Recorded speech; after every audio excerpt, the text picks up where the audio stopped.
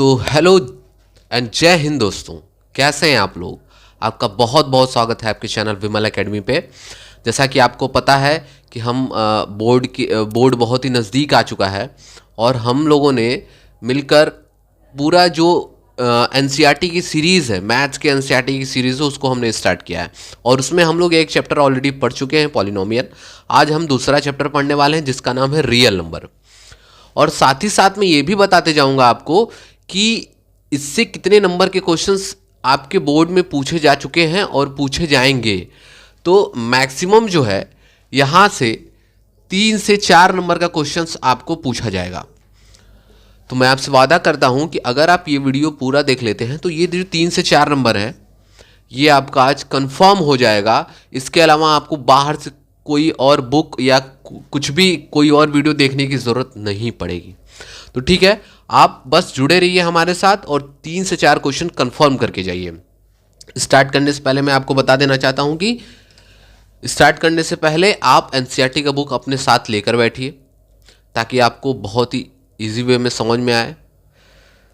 और इसमें बस 2 ही एक्सरसाइज है, बहुत ज़्यादा कॉन्सेप्ट भी नहीं है, बहुत ही ईजी है। एलसीएम एचसीएफ है जो कि हम पहले भी पढ़ चुके हैं। रैशनल इरेशनल भी हम लोग पहले भी पढ़ चुके हैं 9th में। तो इसमें कुछ है नहीं, बस हमें रिवाइज करना है। बस आप जुड़े रहिए, देखिए कैसे होता है। इसमें 2 ही एक्सरसाइज, एक्सरसाइज 1 एंड एक्सरसाइज 2। तो हम लोग पहला एक्सरसाइज करने जा रहे हैं, एक्सरसाइज फर्स्ट 1.1। इसमें जो है टोटल क्वेश्चंस दिया हुआ है 7, सबके कुछ सब क्वेश्चंस भी हैं। तो स्टार्ट करने से पहले कुछ चीज़ें मैं आपको बताना चाहता हूं। जैसे इसमें थ्योरम है, एक थ्योरम है इसमें, फंडामेंटल थ्योरम ऑफ अरिथमेटिक। मैं लिख देता हूं इसको, fundamental theorem of arithmetic. Video को बहुत लंबा नहीं करना है, जितना जल्दी हो सके, जितना छोटा से छोटा वीडियो बन सके बनाया जाएगा। फंडामेंटल थ्योरम अरिथमेटिक कहता क्या है? ये कहता है कि every composite number can be expressed as a product of a prime number. Sir समझ में नहीं आया इसका क्या मतलब है? बुक लेकर बैठिए, एक एक लाइन में आपको समझा दूंगा इसका क्या मतलब है। इसका मतलब ये, इस थ्योरम का मतलब ये है कि जितने भी कंपोजिट नंबर होते हैं उसको हम लोग as a product of a prime number लिख सकते हैं। अब कंपोजिट नंबर क्या होता है और प्राइम नंबर क्या होता है, इसमें 2 चीजों का बात आया है, composite number and prime number. ये होता क्या है? ठीक है, तो पहले प्राइम नंबर मैं आपको बता देता हूं कि प्राइम नंबर क्या होता है। प्राइम नंबर वो नंबर होता है जिसमें 1 एंड इटसेल्फ, मतलब जिसमें मैक्सिमम 2 ही फैक्टर होगा, मैक्सिमम 2 फैक्टर्स। उस नंबर के मैक्सिमम 2 फैक्टर होंगे, एक तो 1 होगा, एक वो खुद होगा, उसके अलावा और कोई फैक्टर उसका नहीं होगा। ऐसे नंबर को हम लोग प्राइम नंबर बोलते हैं। तो सबसे छोटा इवन प्राइम नंबर या प्राइम नंबर कौन सा है? सबसे छोटा प्राइम नंबर 2 होता है। सबसे छोटा इवन प्राइम नंबर भी यही होता है।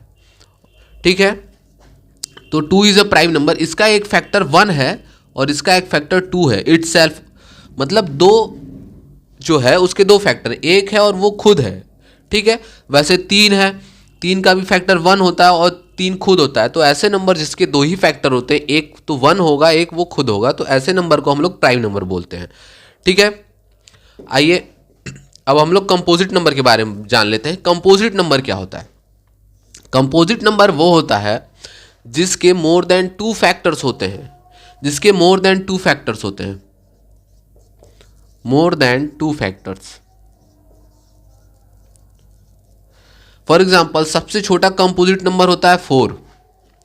4 is the smallest composite number. अब इसका फैक्टर देखो कौन है, 1 की भी टेबल में 4 आता है, 4 अपने टेबल में भी आता है, लेकिन 4 2 की टेबल में भी आता है, इसलिए इसका मोर देन 2 फैक्टर हो गया। ऐसे नंबर जिसके 2 से ज़्यादा फैक्टर्स होते हैं उसको कंपोजिट नंबर बोलते हैं। एक हमने कंपोजिट नंबर ले लिया 8, ये एक कंपोजिट नंबर है और इसको मैं as a product of a prime number लिख सकते हैं। कैसे? अगर मैं 8 का प्राइम फैक्टराइजेशन करूं 2 4 जा 8, 2 2 जा 4 एंड 2 1 जा 2। तो 8 को हम ऐसे भी लिख सकते हैं 2 इंटू 2 इंटू 2। 8 को एज अ जो कंपोजिट नंबर है उसको as a product of a prime number हमने लिख दिया। तो इस थ्योरम का यही मतलब था। और ये जो सॉल्यूशन होगा ना, ये यूनिक सॉल्यूशन होगा। 8 का प्राइम फैक्टराइजेशन यही होगा, ठीक है। और जो 2 इंटू 2 इंटू 2 आया है ना, वो केवल 8 के लिए होगा। यही एक सॉल्यूशन होगा इसका, इसीलिए इसको यूनिक सॉल्यूशन बोला जाता है और किसी का सॉल्यूशन नहीं हो सकता ऐसा। थोड़ा बहुत कंफ्यूजन होता है लोगों में एचसीएफ और एलसीएम में। एचसीएफ का मतलब होता है हाईएस्ट कॉमन फैक्टर। सर इसका मतलब नहीं समझ में आ रहा है, कोई बात नहीं, समझाता हूं। एलसीएम का मतलब होता है लोएस्ट या लीस्ट कॉमन मल्टीपल। तो पहले एचसीएफ को समझ लेते हैं, एचसीएफ क्या होता है। फॉर एग्जांपल एचसीएफ अगर मुझे निकालना है किसी भी नंबर का, ठीक है, मान लेते 2 नंबर ले लिया, हम 2 नंबर लेते हैं, एक 8 ले लेते हैं, एक और एक 12 ले लेते हैं। तो इसके कितने फैक्टर्स हैं? एक तो फैक्टर 1 है, 1 के टेबल में भी 8 आता है, 2 के टेबल में भी 8 आता है, 4 के टेबल में भी 8 आता है और 8 के टेबल में भी 8 आता है। तो 8 का टोटल इतना फैक्टर है। 12 का कितना फैक्टर होगा? 1 के टेबल में भी 12 आता है, 2 के, 3 के, 4 के, 6 के और 12 के। तो इसके टोटल इतने फैक्टर्स हैं। अब हमें देखना है कि हाईएस्ट कॉमन फैक्टर, पहली बात कॉमन कौन सा है। तो कॉमन देखेंगे तो ये कॉमन है, 2 भी कॉमन है, 4 कॉमन है, 8 नहीं है। आगे भी और भी हो सकते हैं, ठीक है, आगे और भी हो सकता है। तो इसमें हमें बताना है हाईएस्ट कॉमन फैक्टर, ठीक है, हाईएस्ट कॉमन फैक्टर बताना है। तो अब यहां पर हम देखते हैं हाईएस्ट कॉमन फैक्टर हमें बताने के लिए क्या देखना पड़ेगा कि ऐसा वो कौन सा नंबर है जो दोनों नंबर को कंप्लीटली डिवाइड कर दे, ठीक है। ऐसा कौन सा नंबर है जो दोनों नंबर को कंप्लीटली डिवाइड कर दे। तो 4 एक ऐसा नंबर है और हाईएस्ट कॉमन फैक्टर है जो कि दोनों में आ रहा है, जो कि दोनों में आ रहा है। और ये 4 जो है 8 को भी कंप्लीटली डिवाइड कर देगा और 4 जो है वो 12 को भी कंप्लीटली डिवाइड कर देगा। तो वही होगा एचसीएफ। तो इसका एचसीएफ होगा 4, ठीक है। एलसीएम का मतलब होता है lowest common multiple. For example 2 number ले लेते हैं, एक 2 ले लेते हैं, एक 4 ले लेते हैं। कॉमन मल्टीपल का मतलब होता है इसका मल्टीपल टेबल पढ़ते हैं 2 4 6 8 12, ऐसे ऐसे ऐसे बहुत सारे होंगे। 4 का पढ़ लेते हैं, 4 1 जा 4, 4 2 जा 8, 4 3 जा 12, 4 3 जा 12, 4 4 जा 16, 4 5 जा 20, ऐसे बहुत सारे आएंगे। तो इसमें देखेंगे हाईएस्ट कॉमन मल्टीपल कौन सा है। हाईएस्ट कॉमन मल्टीपल कौन सा है? इसमें 2 है, इसमें 4 है, 4 आ गया। कॉमन होना चाहिए दोनों में और मल्टीपल भी होना चाहिए, समझ में आ रहा है। तो 4 इज अ एलसीएम, 4 इसका एलसीएम हो जाएगा। अब देखिए कि अगर हम इसको प्राइम फैक्टराइजेशन के मेथड से भी करते हैं, ऐसे एलसीएम निकालते हैं, तो 2 1 जा 2, फिर 2 1 जा 2, तो आया एलसीएम कितना आ गया? 2 इंटू 2 मतलब 4। 4 एक हाई लोएस्ट कॉमन मल्टीपल है। कितना है? Lowest common multiple, LCM. तो इसमें सबसे कॉमन लोएस्ट कॉमन मल्टीपल कौन सा है? 4। इसमें भी सबसे लोएस्ट कौन सा है? 4। इसमें 2 है लोएस्ट, लेकिन इसमें 2 नहीं है, तो इसलिए 4 is the lowest common multiple. तो ऐसे हो गया एलसीएम। ये जो नंबर होता है 4, वो इन दोनों नंबरों से कंप्लीटली डिवाइड हो जाता है। तो एलसीएम वो नंबर होता है जो हमारे जो 2 नंबर होते हैं ना, उससे पूरी तरीके से डिवाइड हो जाता है, ठीक है। तो एक्सरसाइज फर्स्ट पे चलते हैं हम लोग। एक्सरसाइज फर्स्ट का फर्स्ट क्वेश्चन है, express each number as a product of its prime number, ठीक है। Express each number as a, बहुत इजी है, प्रोडक्ट ऑफ प्राइम नंबर। पहला क्वेश्चन है 40, इसको as a product of a prime number हमें बताना है। कैसे बताएंगे? 40 का प्राइम फैक्टराइजेशन करते हैं। 2 2 जा 4, 2 10 जा 20, 2 5 जा 10, 5 1 जा 5। तो 40 को हम लोग ऐसे लिख सकते हैं, 40 को हम लोग लिख सकते हैं 2 इंटू 2 इंटू 2 इंटू 5, मतलब 2 के पावर 3 इंटू 5 के पावर 1। हम लोग इसको ऐसे भी लिख सकते हैं। तो 40 का हमने प्राइम फैक्टराइजेशन किया तो ये आंसर आया। बहुत इजी, ऑलरेडी आप लोग पढ़ चुके हैं। ठीक है, अभी हम लोग सेकंड क्वेश्चन करते हैं। सेकंड क्वेश्चन में क्या है? सेकंड है 156। 156। अब 156 का प्राइम फैक्टराइजेशन करके देख लेते हैं। 2 7 जा 14, 2 8 जा 16, 2 3 जा 6, 2 9 जा 18, 3 से करते हैं 3 1 जा 3, 3 3 जा 9, 13 1 जा 13। तो 156 को हम लोग क्या लिख सकते हैं? 156 को हम लोग लिख सकते हैं 2 इंटू 2 इंटू 3 इंटू 13। बस बहुत ही इजी है, बस आपको समझना है। अब थर्ड क्वेश्चन करते हैं हम लोग। मिटा देता हूं इसको मैं। थर्ड क्वेश्चन करते हैं 3 8 2 एंड 5। अब इसको करते हैं तो 3 8 2 5 का हम लोग प्राइम फैक्टराइजेशन करते हैं। अब देखिए यहाँ पे लास्ट में 5 है, तो 5 से तो ये होगा ही होगा, लेकिन कोई और नंबर है जो इससे हो सकता है, तो पहले ऐड करते हैं। 18 आ रहा है, इसको ऐड करने पे 18 आ रहा है, तो इसका मतलब वो 3 के टेबल में भी 18 आता है, मतलब ये 3 से भी कटेगा। तो 3 से स्टार्ट करते हैं। 3 1 जा 3, 3 2 जा 6, 3 7 जा 21 और 3 5 जा 15। 3 से अभी और जाएगा तो 3 4 जा 12, 3 2 जा 6, 3 5 जा 15। अब क्या है ये? अब 5 से करते हैं इसको। 5 8 जा 40, 5 5 जा 25। फिर 5 से करते हैं 5 1 जा 5, 5 7 जा 35। फिर 17 से करते हैं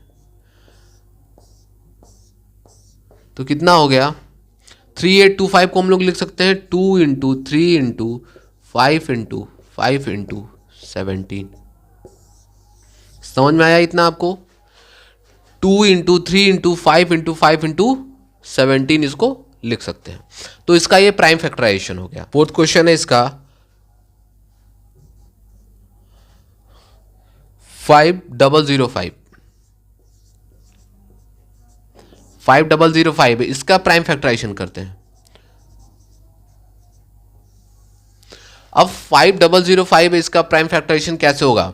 ये तो 5 की टेबल में आ ही रहा है, 5 की टेबल में आ रहा है, तो 5 से करके देख लेते हैं इसको। 5 1 जा 5, 0 0 1। अभी एक ऐसा नंबर आ गया जिसमें कंफ्यूजन हो गया यार, अब क्या ही हो सकता है इसमें? ना तो 2 से जा रहा है, ना तो 3 से जा रहा है, ना तो 4 से, ना तो 5 से, ना तो 6 से, तो जाएगा किससे?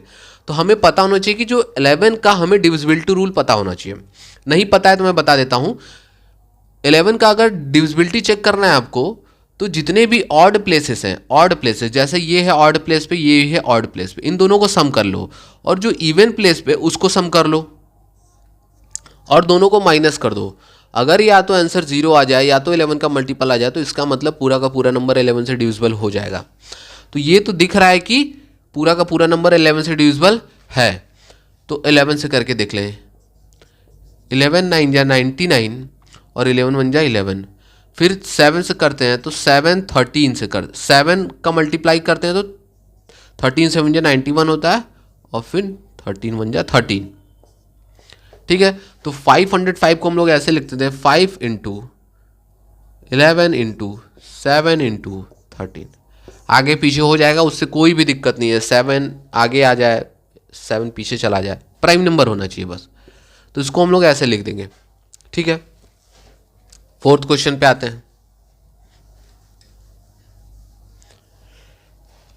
7429।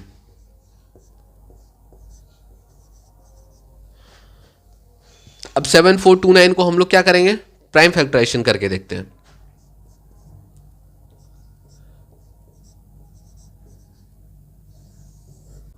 इसको हम लोग करके स्टार्ट करते हैं, इसको प्राइम फैक्टराइजेशन करते हैं। तो ये अब ये नंबर काफ़ी बड़ा है, थोड़ा सा दिक्कत हो सकता है आपको, तो टेबल आपको आना चाहिए तभी कुछ हो पाएगा। तो जो 11 का डिविजिबिलिटी होता है ना, वो 13 का भी चेक करते हैं, तो उसी तरीके से करते हैं। तो क्या ये 11 से जा रहा है, चेक कर लेते हैं पहले। 7 to 9 होता है, और ये इसको ऐड किए तो 9 4 13 हो गया। तो 13 में से 9 गया तो कितना बच गया, 4। मतलब ये 11 से तो नहीं जा रहा है। 11 से नहीं जा रहा है तो 13 से भी नहीं जाएगा, 14 से तो जाएगा ही नहीं, 15 से जाएगा नहीं, 16 से नहीं जाएगा। 17 से करके देखते हैं, क्योंकि वो कंपोजिट नंबर, अरे प्राइम नंबर है वो। 17 से करके देखते हैं, तो 17 से करके देखते हैं। 17 4 जा 68 होता है, 6 कैरी गया 62, 17 3 जा 51, कितना बच गया, 62 में से 51 चला गया, कितना बचा, 4 3, 62 में से 51 को माइनस कर दो, 2 में से 119, ठीक है, 119। तो 17 7 जा होता है 119, 17 7 जा कितना होता है 119। अब ये आ गया 437। अब ये किससे जा रहा है, कुछ समझ में नहीं आ रहा है, तो अभी 19 से करके देखते हैं। 19 भी एक प्राइम नंबर है। 17 से तो अब नहीं जा रहा है, क्योंकि 17 1 जा 17 2 जा 34, नहीं जा रहा है। तो 19 से करके देखते हैं। 19 2 जा 38 हो गया, ठीक है। 19 2 जा 38, तो 43 में से 38 को माइनस कर दो तो कितना बच गया, 57, ठीक है, 57। और 19 3 जा होता है 57। फिर 23 से करके देखो, 23 1 जा 23। तो इसका जो आया है वो आया है 17 इंटू 19 इंटू 23। तो इसको हम लोग 7429 को ऐसे कर दिए। थोड़ा सा बड़ा नंबर होता है तो थोड़ा सा प्रॉब्लम तो होता है कैलकुलेशन करने में, मल्टीप्लिकेशन करने में, ठीक है।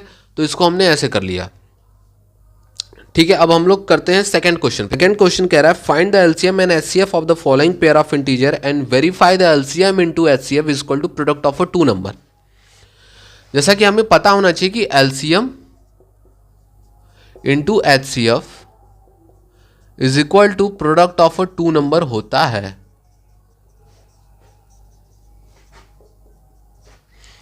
ये होता है, ठीक है। जितना भी एलसीएम आएगा दोनों नंबर का, जितना भी एचसीएफ आएगा दोनों नंबर का, अगर उसको मल्टीप्लाई करते हैं तो उन दोनों नंबर का जो मल्टीप्लाई करेंगे ना, तो वही आएगा। एक एग्जांपल ले लेते हैं। अगर मैं 2 ले लेता हूं और 4 ले लेता हूं, दो नंबर, तो 2 और 4 का एलसीएम कितना आएगा 4, और इसका एचसीएफ कितना आएगा 2, इसका एचसीएफ कितना आएगा 2। तो अगर इसका एचसीएफ एलसीएम आ गया 4 और एचसीएफ आ गया 2, तो एलसीएम आया 4, एचसीएफ आ गया 2, और नंबर हमने कौन कौन सा लिया था 2 और 4। अगर इसका प्रोडक्ट कर देते हैं तो दोनों बराबर आता है। तो यही कहना चाह रहा है ये क्वेश्चन। तो फटाफट क्वेश्चन को करते हैं हम लोग। पहला क्वेश्चन है 26 एंड 91। इसका हम लोग एलसीएम पहले निकाल लेते हैं, क्योंकि LCM into HCF is equal to product of two number करना है। तो इसका एलसीएम निकाल लेते हैं। 26 एंड 91 है, तो 2 से करते हैं इसको। 2 1 जा 2, 2 3 जा 6, ये तो 91 है तो नहीं जाएगा। 7 से करते हैं, 7 से ये नहीं जाएगा, लेकिन ये जाएगा 13 बार में। फिर 13 से करते हैं, 13 1 जा, तो इसका तो ये एलसीएम हो गया। एलसीएम कितना आ गया, एलसीएम आ गया 2 इंटू 7 इंटू 13, ठीक है। अभी हमको एचसीएफ भी निकालना है। तो एचसीएफ अब बारी बारी भी अलग अलग निकाल सकते हैं, लेकिन मैं आपको डायरेक्ट यहाँ से बता दे रहा हूँ कि 2 से हम इसको डिवाइड किए और 2 से इसको डिवाइड किए, तो ये तो नहीं डिवाइड हुआ, लेकिन ये डिवाइड हो गया, तो ये तो एचसीएफ नहीं होगा, ठीक है। 7 से इसको डिवाइड किए, ये नहीं हुआ, लेकिन ये हो गया, तो 7 भी नहीं होगा। 13 से इसको डिवाइड करते हैं, तो 13 से दोनों डिवाइड हो गया, ठीक है। तो इसका मतलब 13 इसका क्या हो जाएगा एचसीएफ। और प्रोडक्ट ऑफ टू नंबर कितना है 26 इंटू 91। अभी हम मल्टीप्लाई करके देख लेते हैं इसको। 7 2 जा 14 और 1 13 इंटू 13 करेंगे तो 169, और 169 का मल्टीप्लाई अगर हम लोग 14 से करें तो करके देख लेते हैं। 169 का मल्टीप्लाई 14 से, 9 4 जा 36, 3 कैरी छः चौका 24, 25, 26, 27,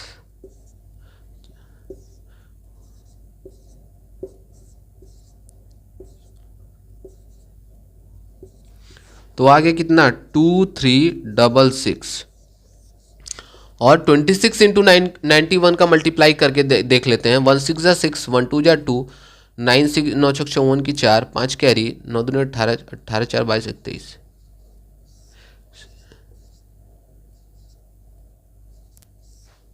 ठीक है, तो इसका भी पूरा का पूरा 2366 आ गया। तो इसका मतलब HCF इंटू LCM करने पे जो प्रोडक्ट ऑफ टू नंबर आएगा वो भी उसके इक्वल ही आ रहा है। समझ में आ रहा है आपको? सेकंड क्वेश्चन करते हैं। सेकंड क्वेश्चन है 510 एंड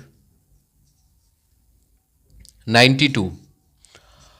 अब इसका हम लोग क्या करते हैं, प्राइम फैक्टराइजेशन करते हैं और एलसीएम निकाल लेते हैं इसका। ठीक है, प्राइम फैक्टराइजेशन करते हैं। पहले तो 510 का प्राइम फैक्टराइजेशन करके हम लोग देखते हैं। 510 का निकालिए, 2 से करिए, 2 2 जा 4, 2 5 जा 10, 2 5 जा 10। अब ये 5 है तो 5 से जाएगा, लेकिन 3 से भी जा रहा है क्योंकि 5 5 10 और 2 12 हो गया।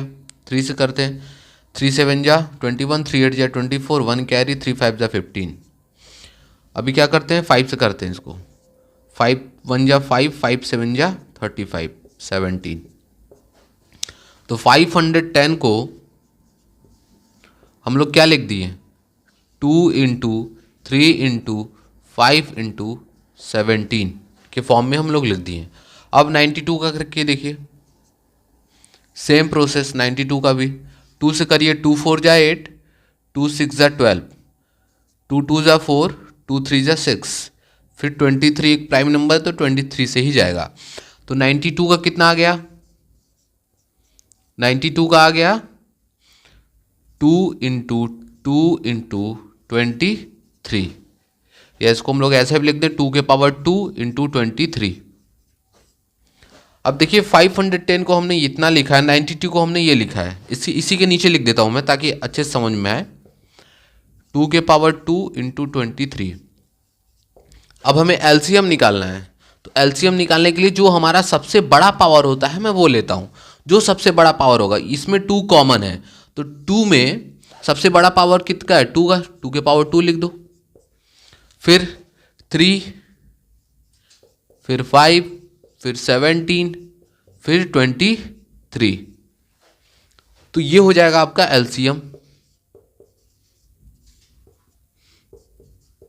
और एचसीएफ कितना आएगा, इसमें कॉमन क्या है, हाईएस्ट कॉमन फैक्टर क्या है, 2 है, तो 2 इज द एचसीएफ, तो एचसीएफ इसका हो जाएगा 2।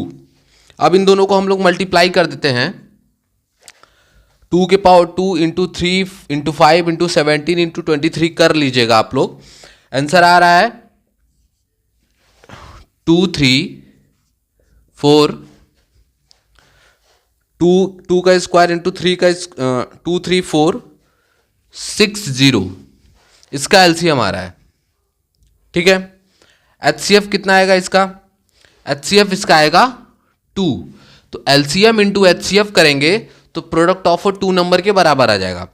ठीक है, तो इसका हम क्या करेंगे, 2 3 4 6 0 इंटू 2 करेंगे तो ये किसके बराबर आ जाएगा, 510 इंटू 92, ये इसके बराबर आ जाएगा। समझ में आया आपको? पहले हमने इसका प्राइम फैक्टराइजेशन किया, इसका एलसीएम निकल गया, इसका एलसीएम 2 3 4 6 0 आएगा, कैलकुलेट कर लीजिएगा। एचसीएफ आ गया 2, तो एलसीएम इंटू एचसीएफ करेंगे तो प्रोडक्ट ऑफ 2 नंबर इक्वल हो जाएगा। चलिए अब अगला क्वेश्चन लगाते हैं हम लोग। थर्ड क्वेश्चन में क्या कह रहा है कि 336, थर्ड क्वेश्चन है 336 एंड 54, 336 एंड 54, 336 एंड 54 का पहले तो हम लोग एक बारी बारी सबका प्राइम फैक्टराइजेशन करते हैं। 336 का निकाल लो, 336 का निकालते हैं, 2 से करते हैं, 2 1 जा 2, 2 6 जा 12, टू एट जा 16, फिर 2 से करो 2 8 जा 16, 2 4 जा 8, फिर 2 से करो 2 4 जा 8, 2 से 3 से फिर 7 से। तो इसको हम लोग क्या लिख सकते हैं, 3 3 6 को हम क्या लिख सकते हैं, 2 के पावर कितना है 1 2 3 4, तो 2 के पावर 4 लिख दीजिए, मल्टीप्लाई 3 के पावर 1 एंड 7 के पावर 1। समझ में आया। नेक्स्ट है 54। 54 को निकालते हैं हम लोग। 54 को क्या लिख सकते हैं, इसका प्राइम फैक्टराइजेशन करिए, 2 2 जा 4, 2 7 जा, फिर 3 9 जा, 3 3 जा, 3 1 जा। 54 को हम लोग क्या लिख दिए, 54 को हमने लिख दिया कितना, 2 के पावर 1 एंड 3 के पावर 3। अब यहां पर देखिए एलसीएम कितना निकलेगा, एलसीएम आएगा आपका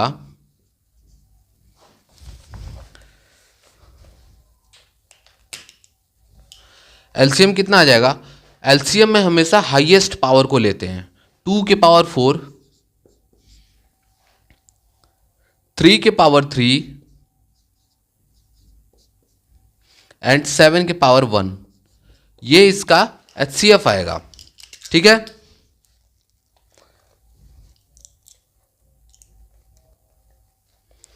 और एलसीएम कितना आ जाएगा, एलसीएम हो गया, एचसीएफ कितना आ जाएगा, एचसीएफ में हमेशा जो सबसे छोटा पावर होता है वही लेते हैं। इसमें सबसे छोटा पावर कौन सा है, 2 के पावर 1 और 3 के पावर 1, तो यहां पर एचसीएफ आ जाएगा 2 के पावर 1 एंड 3 के पावर 1। अब एलसीएम इंटू एचसीएफ कर देंगे तो प्रोडक्ट ऑफ 2 नंबर के बराबर आ जाएगा। ठीक है, क्वेश्चन में यही कह रहा है। अब एलसीएम इंटू एचसीएफ करते हैं तो 2 के पावर 4 इंटू 3 के पावर 3 इंटू 7 के पावर 1, मल्टीप्लाई कर दो एचसीएफ से 2 के पावर 1 इंटू 3 के पावर 1। ये है आपका एलसीएम और ये है आपका एचसीएफ। इन दोनों को मल्टीप्लाई करेंगे तो किसके बराबर आएगा, 336 मल्टीप्लाई बाई 54, 336 मल्टीप्लाई बाई 54। इसको मल्टीप्लाई करके देख लीजिए तो 18144 इसका आंसर आएगा, और इसको अगर हम मल्टीप्लाई करते हैं पूरा तो 18144, मतलब एलसीएम इंटू एचसीएफ। समझ में आया आपको कैसे करना है इसका, पहले हम बारी बारी सबका प्राइम फैक्टराइजेशन निकालेंगे और फिर उसका एलसीएम इंटू एचसीएफ करके equal to product of number के बराबर कर देंगे इसको। ठीक है, अब चलते हैं हम लोग थर्ड क्वेश्चन की तरफ। थर्ड क्वेश्चन में क्या कह रहा है, find the LCM and HCF. मैं क्वेश्चन को लिख देता हूं, मैं क्वेश्चन को लिख भी देता हूं, find the LCM and HCF of the following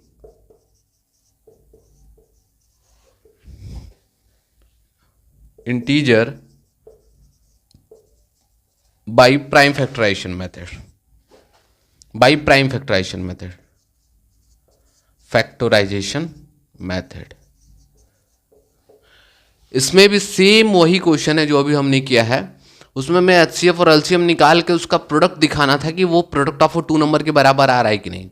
इसमें हमें क्या निकालना है, बस एचसीएफ और एलसीएम निकाल लेना है प्राइम फैक्टराइजेशन मेथड से। अभी जो हमने मेथड दिखाया है आपको इसके पहले, सेम वही मेथड लगाना है आपको। इसमें क्या है, फर्स्ट 12 15 एंड 21। अब इसको प्राइम फैक्टराइजेशन मेथड से कैसे करेंगे, तो आइए पहले एक एक करके करते हैं। पहले 12 का करते हैं, 15 का करते हैं और फिर 21 का करते हैं।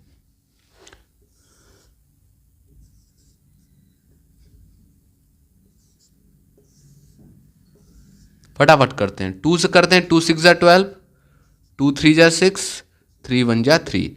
तो हम 12 को क्या लिख सकते हैं, 12 को हमने लिख दिया 2 के पावर 2 इंटू 3 के पावर 1। 15 को हम करते हैं 3 5 जा 5 1 जा, तो 15 को हम क्या लिख दिए 3 के पावर 1 इंटू 5 के पावर 1।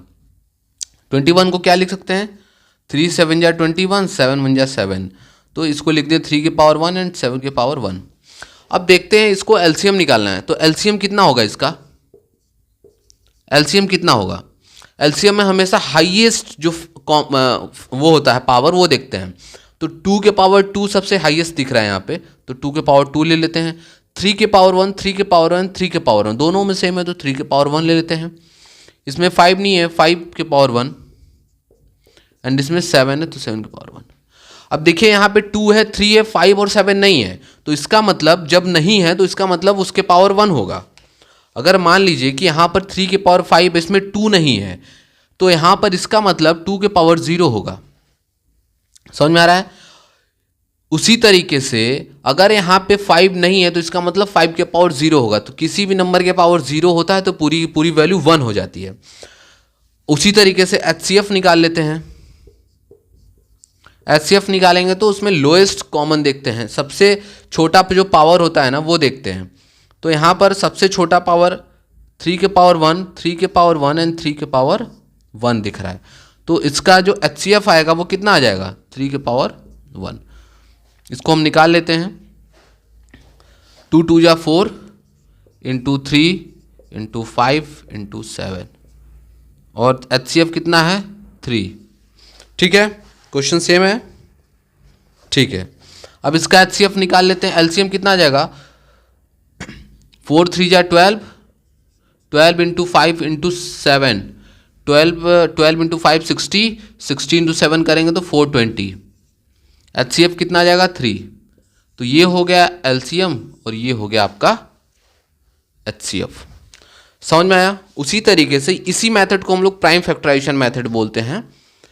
इसको हम चाहें तो जैसे बारी बारी किए है ना, इसको एक साथ भी कर सकते हैं। वो मेथड में आपको मैं बताता हूँ। देखिए एक साथ कैसे करेंगे कि अगर मान लीजिए 12 है, 15 है और 21 है, इसको एक साथ कैसे करेंगे। देखिए तो 2 से करते हैं पहले। 2 6 जा 12, ये तो 15 नहीं जाएगा, 21 भी नहीं जाएगा। फिर 2 से करते हैं 2 3 जा 6, 15 21। 3 से करते हैं 3 1 जा 3, 3 5 जा 15, 3 7 जा 21, 5 1 जा 5 1 नहीं जाएगा। 7 से करते हैं इसको। तो अब ये देखिए टोटल इतना नंबर आ गया। ठीक है, अब इसमें अगर आप बहुत ध्यान से देखें तो एलसीएम कितना होगा, एलसीएम सारा ही नंबर है। तो क्या करेंगे, 2 2 जा 4, 4 3 जा 12, 12 5 जा 60, 60 7 जा 420। तो एलसीएम आ गया 420। एचसीएफ निकालना होगा तो क्या करेंगे। अब देखिए अगर मैं इसमें कुछ कॉमन ढूंढूं तो कॉमन क्या है, जैसे मैं 2 ले लेता हूं तो 2 से 12 तो कट गया लेकिन 15 नहीं कटा, तो इसका मतलब ये एचसीएफ नहीं होगा। 2 से 6 कट गया लेकिन 15 नहीं कटा, तो ये भी एचसीएफ नहीं होगा। एचसीएफ वो नंबर होता है जो सारे नंबरों को डिवाइड कर दे। अब 3 देखते हैं। 3 से 6 तो कट, 3 से 3 तो कट गया, 3 से 15 भी कट गया और 3 से 21 भी कट गया। तो इसका मतलब यही एचसीएफ है। जिस नंबर से सारा का सारा नंबर डिविजिबल हो जाए, डिवाइड हो जाए, वही नंबर एचसीएफ होता है। तो इसका मतलब 3 इसका एचसीएफ हो जाएगा। इस तरीके से भी आप कर सकते हैं। ठीक है, ये थोड़ा सा जल्दी से मतलब क्विक प्रोसेस है, इसको बोल सकते हैं हम लोग। सेकेंड क्वेश्चन है 7 23 एंड 29। 7 23 एंड 29 सेकेंड क्वेश्चन है। 7 का निकाल लीजिए। 7 का निकालेंगे तो कितना आ जाएगा, 7 1 जा 7। ठीक है, 23 का निकाल लीजिए। ये सारे प्राइम नंबर हैं तो 23 का भी करेंगे तो 23 1 जा 23। 29 का निकालिए। 29 एक प्राइम नंबर, तो 29 इंटू 1। अगर प्राइम नंबर जितने भी प्राइम नंबर होते हैं, अगर उनका एलसीएम निकालना हुआ तो सीधा सीधा उनका मल्टीप्लाई कर दीजिए आपस में, क्योंकि उनका 1 और खुद के अलावा कोई और फैक्टर नहीं होगा। तो इसका एलसीएम कितना आ जाएगा, एलसीएम कितना आ जाएगा, तो लिखेंगे 7 इंटू 23 इंटू 29। और एचसीएफ इसमें कुछ कॉमन दिख रहा है आपको भाई, इसमें 7 है, इसमें 23 है, इसमें 29 है, तो कुछ कॉमन दिख रहा है। 1 कॉमन है, सब में 1 कॉमन है, तो एचसीएफ कितना आ जाएगा 1। समझ में आ गया। तो एचसीएफ 1 आ जाएगा और एलसीएम आ जाएगा, मल्टीप्लाई इसको कर लेते हैं। 7 3 जा 21, 7 2 जा 14, 161 इंटू 29 कर लेते हैं। 9 1 जा 9, 9 1 जा 9, 9 6 जा 54 और 9 1 जा 9 1 और फिर 2 1 जा 2, 1 6 6 2 जा 12, 2 1 जा 3, तो आ गया 9 6 6 4 4 6 6 9, 4 6 6 9 इसका एलसीएम आ जाएगा और एचसीएफ कितना आ जाएगा 1। समझ में आया? फटाफट नेक्स्ट क्वेश्चन पे चलते हैं हम लोग। नेक्स्ट क्वेश्चन में क्या है, 8 9 एंड 25। 8 9 एंड थर्ड क्वेश्चन है 8 9 एंड 25। फटाफट सबका 8 का निकाल लेते हैं, 9 का निकाल लेते हैं और 25 का निकाल लेते हैं। फटाफट करते हैं। 2 से करें 2 4 जा 8, 2 2 जा 4, 2 1 जा, इसको हम लोग क्या लिख सकते हैं 2 के power 3।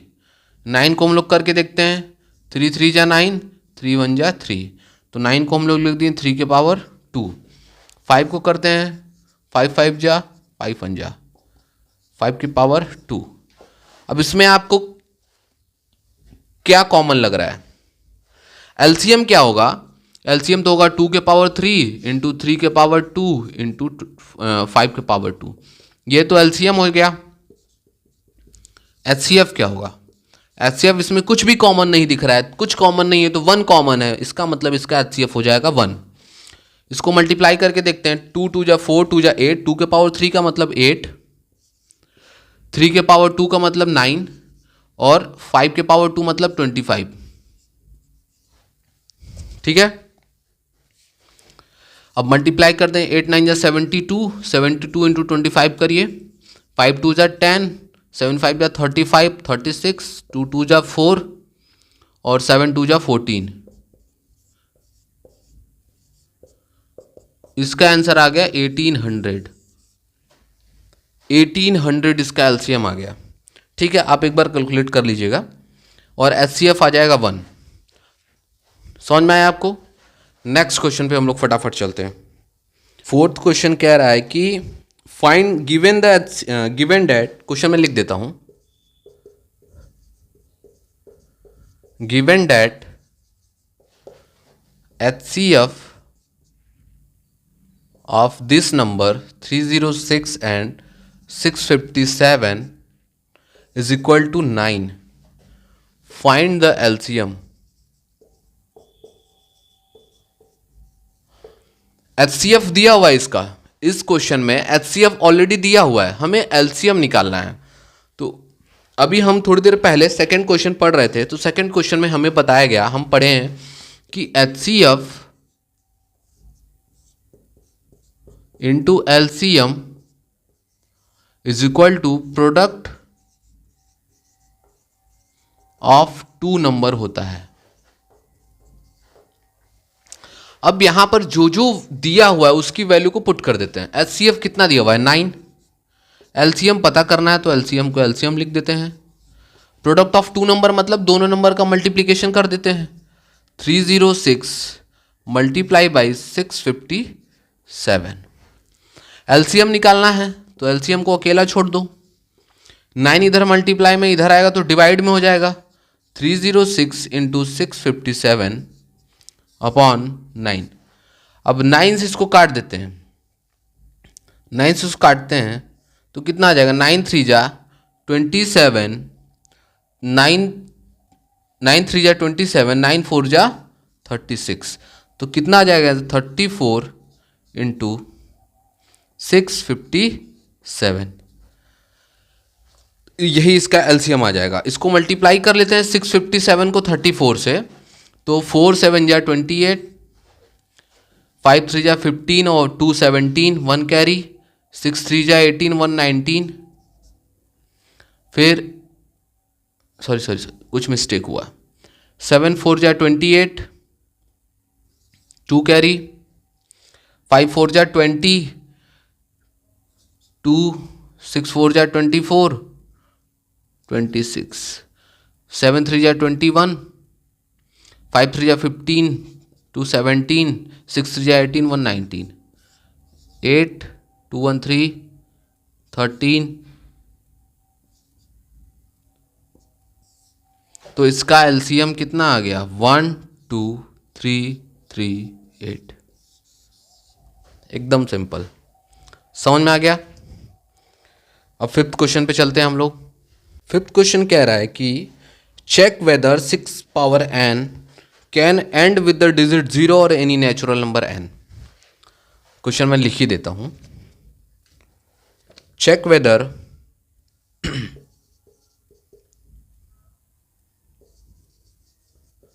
check whether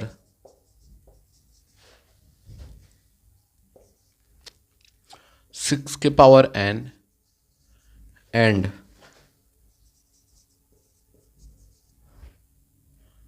can end with 0 for any natural number। कह रहा है कि 6 के पावर n रखते हैं तो n क्या हो सकता है? कोई भी एक नेचुरल नंबर हो सकता है, कोई भी एक काउंटिंग नंबर आप ले लीजिए 1 से लेके इन्फानाइट तक। अगर हम 6 के पावर कुछ भी रखते हैं तो क्या वो 0 से एंड होगा?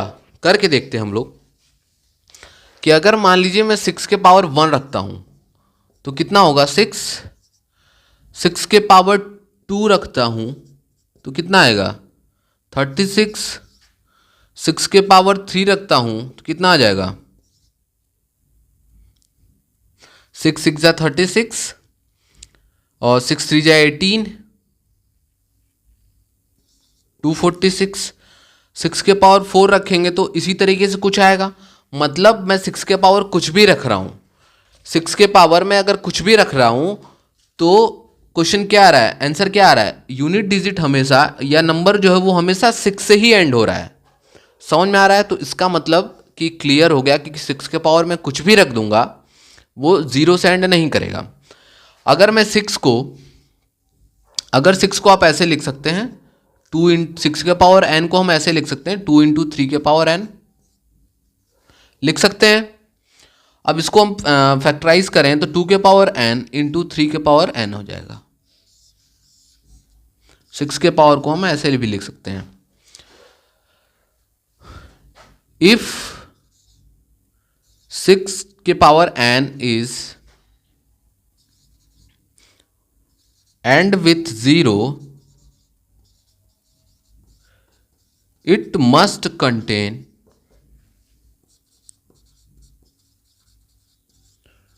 2 and 5 both, but here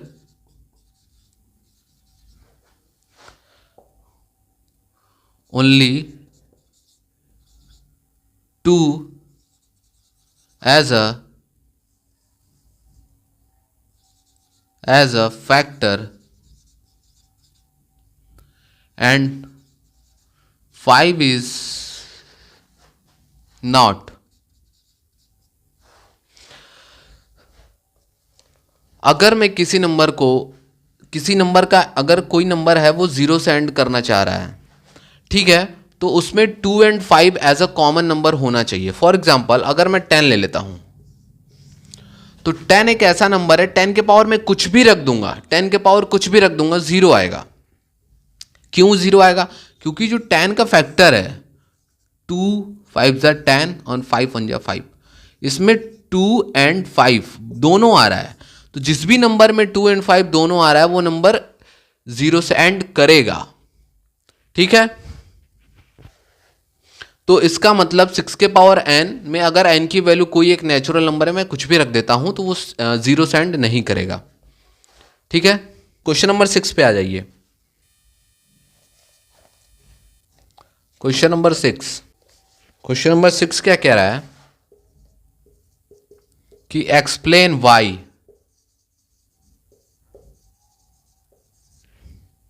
7 into 11 into 13 plus 13 and 7 into 6 into 5 into 4 into 3 into 2 into 1 plus 5 are composite number।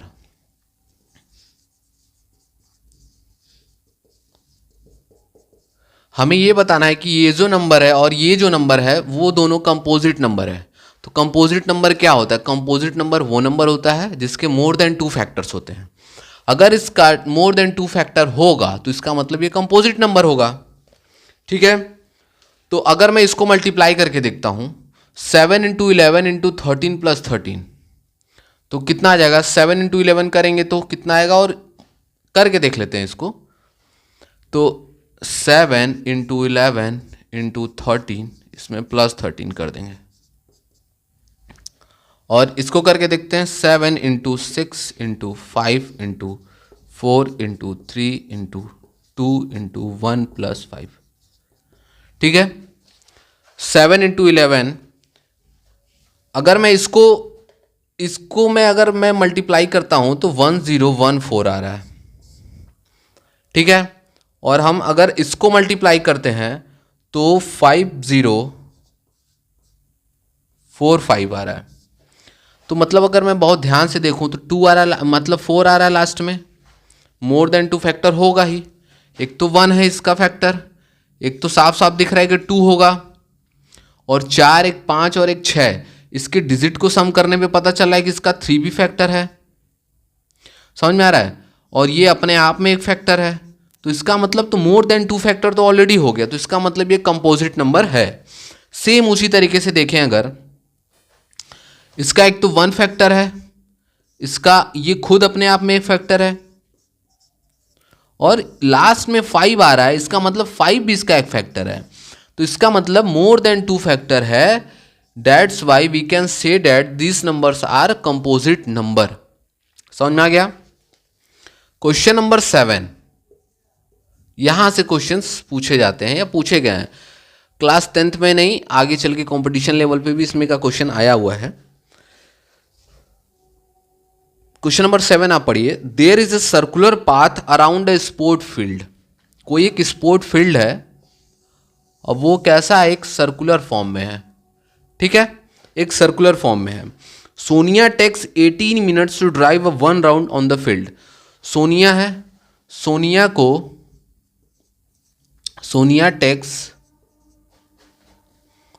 18 minutes एक राउंड का।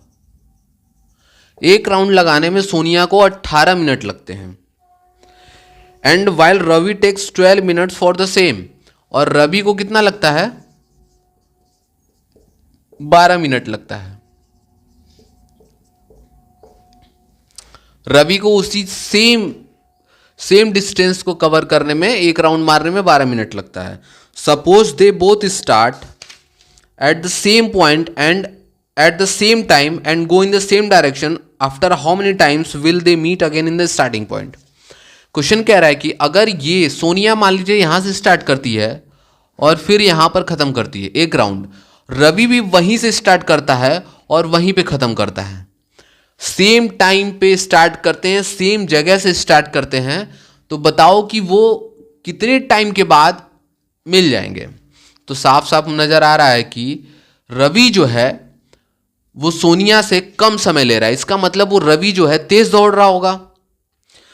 अगर इसको 2 राउंड कंप्लीट करने में कितना मिनट लगेगा? एक राउंड कंप्लीट करने में सोनिया को 18 मिनट लग रहा है, तो 2 राउंड कंप्लीट करने में कितना टाइम लगेगा? 36 मिनट। 18 टू जा 36 मिनट। ठीक है, तो 2 राउंड कंप्लीट करने में इसको 36 मिनट लग रहा है। लेकिन अगर रवि कवर कर रहा है तो रवि को कितना टाइम लग रहा है? एक राउंड कवर कर रहा है वो रवि, तो उसको 12 मिनट लग रहा है। 2 राउंड कर रहा है तो उसको 24 मिनट्स, और 3 राउंड कर रहा है तो 36 मिनट। मतलब तीसरे राउंड में रवि जब तक सोनिया 2 राउंड मारेगी उतने ही टाइम में रवि 3 राउंड मार के उसके पास पहुंच जाएगा। तो यहां से तो साफ साफ लग रहा है कि रवि जो है तेज दौड़ रहा है और उतने ही मिनट में सोनिया 2 राउंड मार रही है और रवि 3 राउंड लगा ले रहा है। तो हमेशा ऐसे क्वेश्चन जब भी आए तो टाइम जो होगा वो तो 18 मिनट और 12 मिनट से कम तो होगा नहीं, कि ऐसा तो होगा नहीं कि 18 मिनट से पहले लोग मिल जाएं, 12 मिनट से पहले मिल जाएं। तो हमेशा बड़ा नंबर लेते हैं। तो बड़ा नंबर के लिए हमें याद होना चाहिए कि बड़ा नंबर कौन सा होता है? एलसीएम। तो इसका मतलब हमें 12 एंड 18 का एलसीएम निकालना है। 12 एंड 18 का एलसीएम निकालिए आप। तो 12 एंड 18 का एलसीएम निकालेंगे तो 2 6 जा 12, 2 9 जा 18, 2 3 जा 6, 3 3 9 नहीं कटेगा। फिर ये 3 से करते हैं इसको, 3 1 जा 3, 3 3 जा 9, 3 1 जा 3, 3 1 जा 3। इसका एलसीएम कितना आ जाएगा, 2 के पावर 2 इंटू 3 के पावर 2, 2 2 जा 4 और 3 3 जा 9, मतलब 36 मिनट के बाद, 36 मिनट के बाद वो दोनों आपस में फिर से मिल जाएंगे, एक ही जगह पे मिल जाएंगे। ठीक है, जैसा कि आप यहां पे देख भी रहे थे कि वो 3 राउंड कवर कर रहा है और वो 2 ही राउंड कवर कर पा रही थी। तो तीसरे राउंड, जब तीसरा राउंड ये कवर करके पहुंचेगा तो उसी के पास वो उसी सेम टाइम पे वो मिल जाएगा। तो 36 मिनट के बाद दोनों आपस में मिलेंगे। समझ में आया? तो ये था मेरा अभी पहला एक्सरसाइज। ठीक है, अब हम लोग फटाफट चलते हैं सेकंड एक्सरसाइज पे। अभी हम लोग चलते हैं एक्सरसाइज 1.2 पे। उसमें जो पहला क्वेश्चन है वो है prove that √5 is a irrational number है। हमें प्रूफ करना है कि √5 क्या है, वो इरेशनल नंबर है। तो ऐसा हम करते हैं, स्टार्ट करते हैं कि मान लेते हैं let √5 is a rational number. इसको मान लेते हैं कि ये रैशनल नंबर है, इरेशनल नहीं है, रैशनल नंबर है। और रैशनल नंबर क्या होता है, वो नंबर जो p/q के फॉर्म में लिखा जाता है, वो नंबर जो p/q के फॉर्म में लिखा जाता है और p and q both are coprime number, both are coprime number. Coprime number का मतलब क्या होता है, वो नंबर जिसमें 1 के अलावा कोई और फैक्टर नहीं होता है, वो नंबर जिसमें 1 के अलावा कोई और फैक्टर नहीं होता है, उसको बोलते हैं को प्राइम नंबर। फॉर एग्जाम्पल 2/3 ले लेते हैं। तो 2/3 एक रैशनल नंबर है, इसको p/q के फॉर्म में लिखा गया है और ये दोनों का दोनों नंबर जो है वो को प्राइम नंबर है, इसमें 1 के अलावा कोई और फैक्टर नहीं है। ठीक है, तो अगर हम √5 को हम रैशनल नंबर मान लेते हैं तो √5 को हम p/q के फॉर्म में ऑलरेडी लिख सकते हैं। बहुत ही गौर से सुनिएगा मैं क्या कह रहा हूं कि किसी भी रैशनल नंबर को हम लोग p/q के फॉर्म में लिख सकते हैं और p/q जो होगा दोनों जो होगा को प्राइम नंबर होगा। इसका मतलब को प्राइम का मतलब होता है कि उन 1 के अलावा कोई और फैक्टर उनके बीच में नहीं होना चाहिए। तो √5 को हम मान लेते हैं p/q। तो ठीक है, √5 का अगर मैं स्क्वायर करता हूं, स्क्वायरिंग ऑन बोथ साइड, यहां पे स्क्वायरिंग ऑन बोथ साइड। ठीक है, √5 का p/q का भी स्क्वायर हो गया पूरा। √5 का स्क्वायर करेंगे तो कितना आ जाएगा, 5, 5 स्क्वायर q स्क्वायर, p²/q²। तो इधर ये डिवाइड में इधर आएगा तो मल्टीप्लाई हो जाएगा, 5q² is equal to p²। इसका मतलब कि 5 में कुछ तो मल्टीप्लाई हुआ है, p² आ रहा है। तो इसका मतलब जो 5 है वो p² को डिवाइड करेगा। नहीं समझ में आया, मैं समझाता हूं। मान लीजिए कि 2 × 4 लिखा हूं और 8 आ रहा है। ये 2 × 4 इज इक्वल टू 8 आ रहा है, मतलब 2 जो है 8 को डिवाइड कर रहा है, 2 जो है 8 को डिवाइड करेगा, मतलब 5q² लिखा हुआ इज इक्वल टू p² आ रहा है, मतलब 5 डिवाइड्स p²। 2 जो है 8 को भी डिवाइड करेगा। भाई अगर किसी के टेबल में कुछ आ रहा है, फॉर एग्जाम्पल 2 4 जा 8 आ रहा है, तो 8 जो है वो 2 से कंप्लीट तो डिवाइड होगा ही ना। उसी तरीके से इसका मतलब 5q² में 5 जो है p² को डिवाइड कर रहा है। तो इसको हम लोग ऐसे लिख सकते हैं, 5 डिवाइड्स p²। एक थ्योरम होता है, अगर कोई भी 5 एक प्राइम नंबर है, कोई भी प्राइम नंबर किसी भी इंटीजर के स्क्वायर को अगर वो डिवाइड करता है तो उस इंटीजर को भी वो डिवाइड करेगा। मतलब 5 divides p², then 5 also divides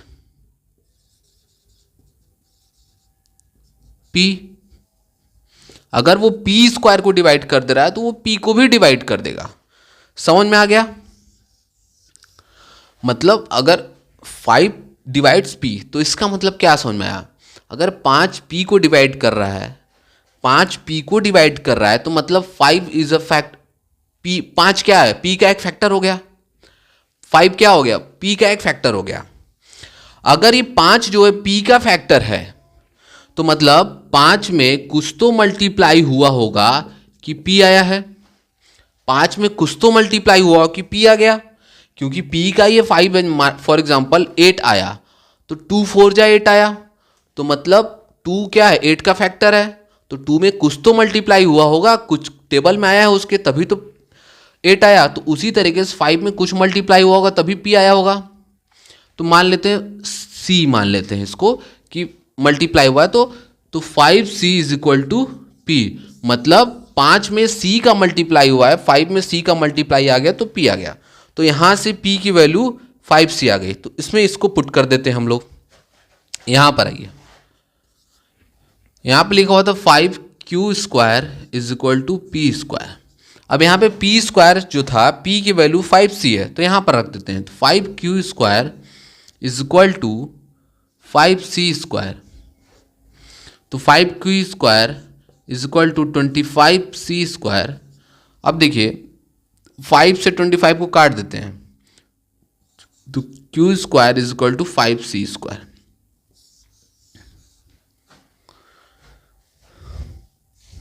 समझ में आ रहा है? अब देखिए यहां पर कि 5 में कुछ मल्टीप्लाई हुआ है, क्यू स्क्वायर आ रहा है।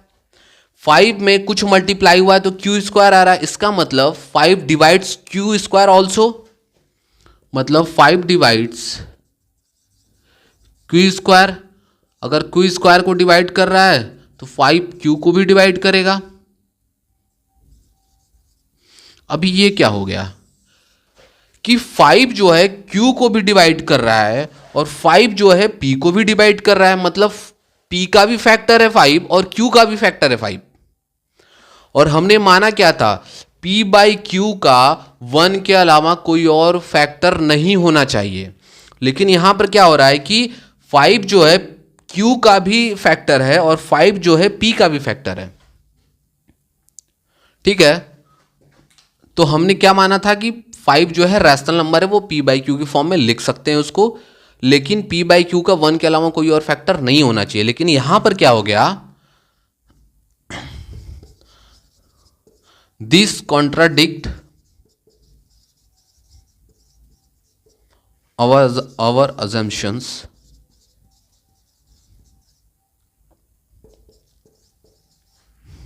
that root 5 is a rational number.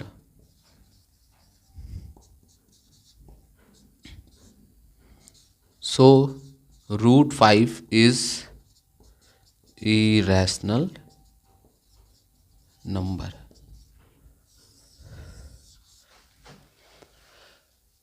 जो हमने सोचा था कि रूट 5 एक रैशनल नंबर है, उसको p बाई क्यू के फॉर्म में हम लोग लिख सकते हैं, और p बाई क्यू का 1 के अलावा कोई और फैक्टर नहीं होना चाहिए। लेकिन p का जो फैक्टर है वो 5 है और q का भी फैक्टर है 5 है। इसका मतलब 1 के अलावा भी कोई फैक्टर है, इसका मतलब वो पूरा का पूरा नंबर क्या होगा? इरैशनल नंबर होगा, क्योंकि rational number p by Q के फॉर्म में लिखा जाता है और उसका कोई और फैक्टर 1 के अलावा नहीं होता है। समझ में आया आपको? ठीक है, अब फटाफट हम लोग सेकंड क्वेश्चन पे चलते हैं। Prove that 3 plus 2 root 5 is a irrational number.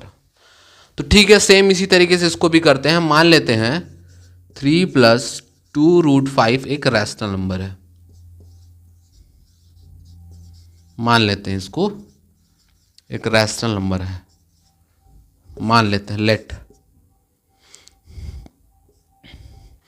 तो 3 प्लस 2 रूट 5 अगर रैशनल नंबर है तो वो p बाई क्यू की फॉर्म में लिख सकते हैं हम लोग इसको। समझ में आ रहा है? अब इसका क्या करते हैं, 3 को उधर भेज देते हैं, तो 2 root 5 is equal to p by q minus 3 को अलग भेज दो। समझ में आया?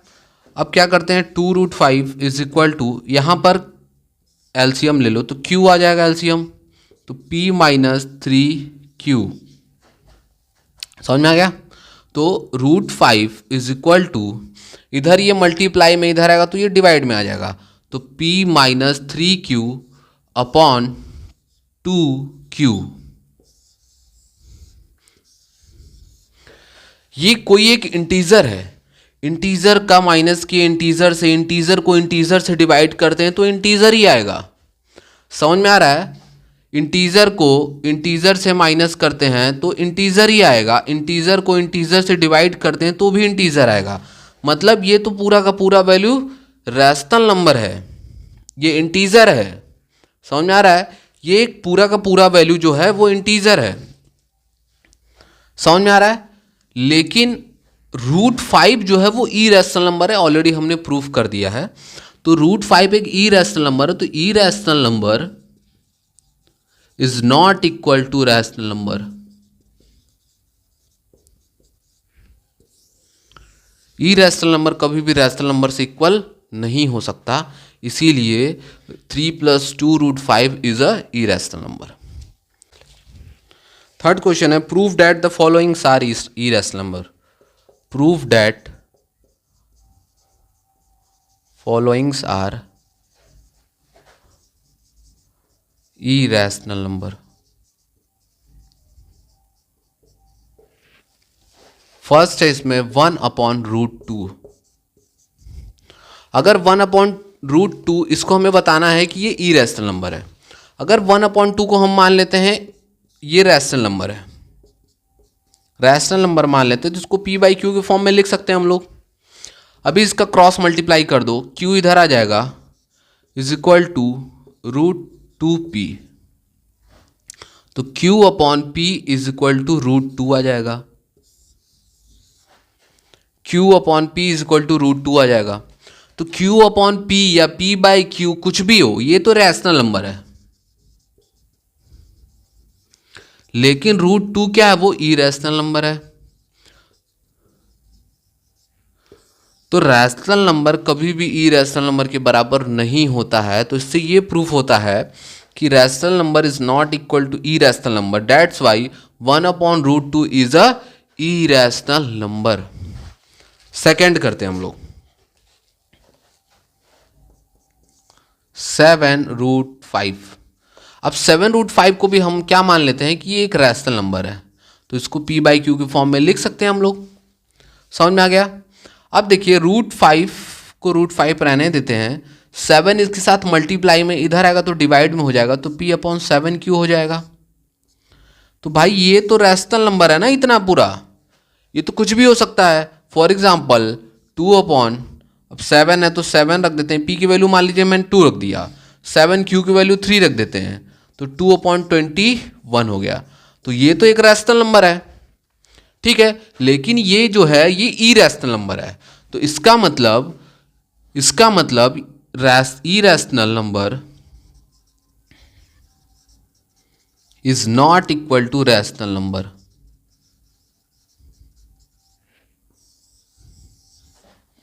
समझ में आया? आइए फटाफट थर्ड क्वेश्चन क्या है, 6 + √2। 6 + √2, अब इसको भी हम मान लेते हैं कि ये क्या है, एक रैशनल नंबर। तो 6 + √2 को मान लेते हैं एक रैशनल नंबर है। √2 is equal to p/q, plus में उधर जाएगा तो -6 हो जाएगा। तो √2 इज इक्वल टू, एलसीएम ले लेते q, p - 6q।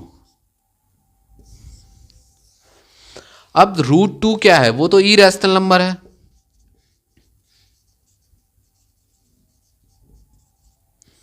लेकिन ये वाला जो पार्ट है वो तो रैशनल नंबर है। So that's why irrational number is never equal to, not equal to rational number. इसका मतलब 6 + √5 इज ऑल्सो इरेशनल नंबर। तो hope you guys like it. आपको बस जितना मैं करवाया हूं आपको एक बार पढ़ लेना है अपना बुक रख के, और बाहर से आपको कुछ पढ़ने की जरूरत नहीं, इतना मैं पक्का कह रहा हूं। और जो 2 नंबर के मार्क्स के क्वेश्चन है, 2 नंबर का पूछता है, यहां से पूछेगा, आपको प्रूफ करने को बता देगा कि √5 रैशनल है या इरेशनल नंबर है। ये आपको प्रूफ करने को आएगा एक क्वेश्चन इरेशनल नंबर से। जैसे अभी जितना भी क्वेश्चन मैं करवाया हूँ, √5 को बोल देगा कि बताओ ये इरेशनल है कि नहीं, इसको प्रूफ करना है। क्वेश्चन आ गया 3 + 2√5 इज ए इरेशनल नंबर, है कि नहीं, इसको प्रूफ करो। तो इरेशनलिटी प्रूफ करने के लिए 2 नंबर का क्वेश्चन आएगा, और 1 नंबर का आपका फर्स्ट एक्सरसाइज से कोई भी एमसीक्यू उठाकर पूछ सकता है। ठीक है, HCF × LCM is equal to product of 2 number, ये क्वेश्चन भी आ चुका है पहले, तो वहां से 1 नंबर का क्वेश्चन आपको पूछ सकता है। तो ये रहा आपका पूरा रियल नंबर का चैप्टर, और बहुत ही अच्छे से मैं समझाया हूँ, कोशिश किया हूँ। कहीं कैलकुलेशन में मिस्टेक हुआ तो आप एक बार ज़रूर देख लीजिएगा। ठीक है, बाकी जैसा भी होगा आप मुझे कमेंट में ज़रूर बताइए आपको कैसा समझ में आया, कैसा नहीं। बाकी कल मेरा नया वीडियो आएगा, 3rd चैप्टर जो NCERT का है उसको हम लोग पढ़ने वाले हैं। और साथ ही साथ मैं ये भी बता देता हूँ आपको कि किस चैप्टर से कितने नंबर का क्वेश्चन पूछेगा। तो रियल नंबर से इस चैप्टर से 3 मार्क्स के क्वेश्चन आपके आज कंफर्म हो गए। 3 नंबर आप लेकर जा रहे हैं यहाँ से, 3 नंबर आपका फिक्स हो गया। तो प्लीज़ इसको आप पूरा वॉच करिए, और बाकी आपको अलग से कोई वीडियो देखने की ज़रूरत नहीं है। तो फिर ठीक है दोस्तों, मिलते हैं आपको नेक्स्ट वीडियो में।